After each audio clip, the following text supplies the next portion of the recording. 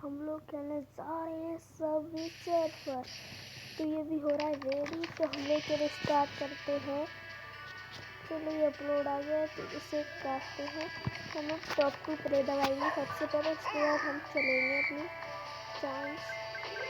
तो हमको इसमें पैसे करने होते हैं एंड इन पैसों से हमें कैरेक्टर खरीदने होते हैं एंड आपको जो पसंद हो वो खरीदते हैं हम लोग।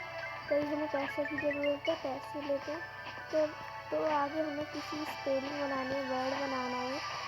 एस लेके हमें बनाना है, उसमें फ्लैक्ट वर्ड बनाना है हमें। तो आगे और मिलेंगे कि हमें आगे क्या मिलने वाला है। आगे मिले गिफ्ट। तो आगे चलते रहेंगे। तो अगर गाड़ी आती है तो हम साइड में हो जाते हैं ऊपर होके। ये जे मिला है जैक एंड हमें 2 वर्ड बनाने हैं। तो हम लोग हो गए आउट। तो आप देखें पार्ट 2 में हम वर्ड बनाएंगे। आज के लिए बस इतना ही। Okay bye.